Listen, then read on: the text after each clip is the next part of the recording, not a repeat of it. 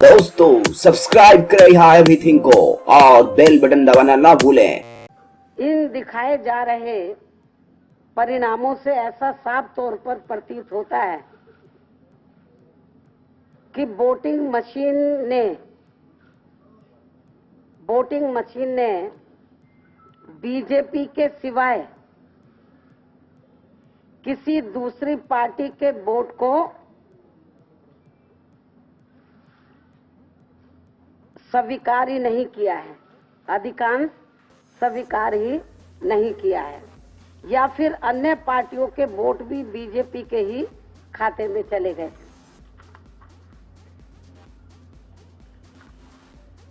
Party द्वारा प्राप्त रिपोर्टों के मुताबिक, जो मुझे रिपोर्ट मिल रही है, तो पार्टी द्वारा प्राप्त रिपोर्टों के मुताबिक मुस्लिम बाहुल्य इलाकों में भी ज्यादातर वोट बीजेपी को ही चले गए हैं, जिससे इस आशंका को और भी ज्यादा बल मिलता है कि वोटिंग मशीनों को अवश्य ही मैनेज किया गया है।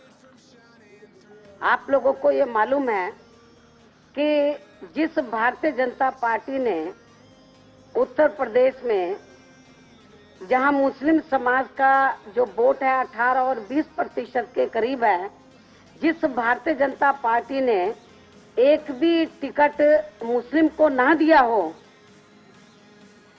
इसके बावजूद भी मुस्लिम बहुल्य इलाकों में मुस्लिम समाज का वोट बीजेपी को चला जाए, क्या आप लोगों के गले के नीचे से ये उतर रहा है? हमारी पार्टी के लोगों के, मैं समझती हूँ कि पूरे दुनिया में भी यदि ये बात उनके सामने रख दी जाए तो उनके गले के नीचे से नहीं उतरेगी। ईवीएम मशीन जब प्रिसाइडिंग ऑफिसर क्या करते हैं, क्लियर बटन दबाते हैं। क्लियर बटन दबाने के बाद आप देख, अभी मैंने दबाया नहीं है, आप देख रहे हो कि टोटल 20 वोट है। अभी मैं क्लियर बटन दबा रहा हूँ तो अभी वोट 0 हो गए, मतलब मशीन के अंदर का सब डेटा डिलीट हो गया है। अभी 7 बजे प्रिसाइडिंग ऑफिसर बैलेट बटन दबाता है, उसके बाद बैलेट यूनिट पे लाइट आ गया है ग्रीन, आप देख रहे हो। अभी वोटिंग के लिए मशीन रेडी हो गई। अभी एक वोट कास्ट होएगा तो वो रिकॉर्ड होएगा। तो अभी आपने आवाज भी सुना है और लाइट भी देखा है, एक वोट। तो उसके बाद वोट नहीं एक्सेप्ट करेगा जब तक प्रिसाइडिंग ऑफिसर अगली बार वापस बैलेट बटन नहीं दबाता है कंट्रोल यूनिट पे, तब तक वोट एक्सेप्ट नहीं होगा। तो अभी हम लोग और एक बार कर रहे हैं। दूसरा वोट डाला है, तीसरा वोट डाला है, चौथा वोट डाला है, पांचवा वोट डाला है। अभी हम शाम के 5 बजे क्लोज बटन पे बटन दबाया जाता है, तो उसके बाद मशीन वोट एक्सेप्ट नहीं करती है। उसके बाद रिजल्ट बटन, काउंटिंग के डेट के वक्त रिजल्ट बटन दबाया जाता है। तो आप देख रहे हो एक नंबर को टोटल 5 वोट्स है, टोटल वोट्स भी 5 है, और एक नंबर को 5 है, बाकी सब लोग को 0-0 है। तो ये मशीन बराबर चल रही है। लेकिन ये मशीन में अभी बाइजिंग मोड में कैसे जाने का हम आपको बताएंगे कि अभी हम वापस बताएंगे कि बाइजिंग मोड में वोट ट्रांसफर कैसे होते हैं। तो इसके लिए की सीक्वेंस है। अभी आप ये मेरे हाथ में जो कागज है उसके ऊपर देख रहे हैं, ये आंकड़े हैं।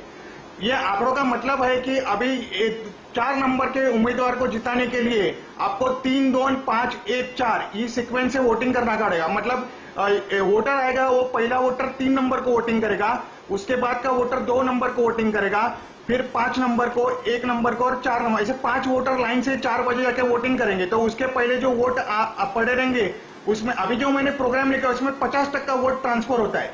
अभी मैं आपको करके बताऊंगा। अभी हम लोग वापस देख रहे हैं। अभी मैं क्लोज बटन दबा रहा हूँ, क्लियर बटन दबा रहा हूँ, तो टोटल वोट्स 0 हो जाएंगे।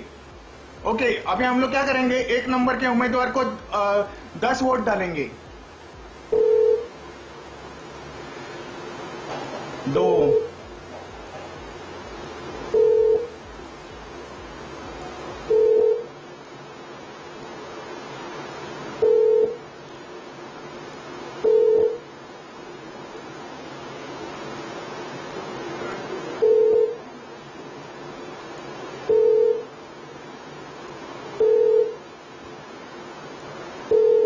ओके। अभी हम लोग ने 10 वोट डाले हैं। अभी हम लोग को 4 नंबर के कैंडिडेट को जिताना है। तो अभी अगला वोट जो रहेगा वो 3 नंबर को डाला जाएगा। तो 3 नंबर को हम लोग ने 1 वोट डाला है। उसके बाद 2 नंबर को वोटिंग होगी, उसके बाद 5 नंबर को वोटिंग होगी, उसके बाद 1 नंबर को वोटिंग होगी, उसके बाद 4 नंबर को वोटिंग होगी। अभी हम लोग ने टोटल 15 वोट डाले हैं, जिसमें से 1 नंबर को हम लोग ने 11 वोट डाले थे, पहले 10 और बाद में 1, ऐसे 11 वोट डाले थे। अभी मैं क्लोज बटन दबा रहा हूं और उसके बाद रिजल्ट बटन दबा रहा हूं। तो आप देख रहे हैं टोटल 11 वोट थे, उसमें से 4 वोट कटे हैं और अभी 4 नंबर के कैंडिडेट को हम लोग ने सिर्फ एक ही वोट डाला था, लेकिन उसका कुल वोट 8 है। देखो टोटल वोट 15 है, मतलब वोट टैली हो रहा है, लेकिन बाकी के लोगों के भी वोट ट्रांसफर हो गए। 1 नंबर का वोट 4 ट्रांसफर हुआ है। 2 नंबर को हम लोग ने 1 वोट डाला था, उसका भी 1 वोट नहीं आया है, 0 है। 3 नंबर को भी हम लोग ने 1 वोट डाला था, उसका भी 0 आया है। इसका मतलब इन लोग का अभी मैं सबके सब भी वोट 1 नंबर के ट्रांसफर कर सकता था, लेकिन अगर 1 नंबर के सारे वोट ट्रांसफर होंगे तो किसी को भी डाउट आएगा, तो वाद विवाद होएगा।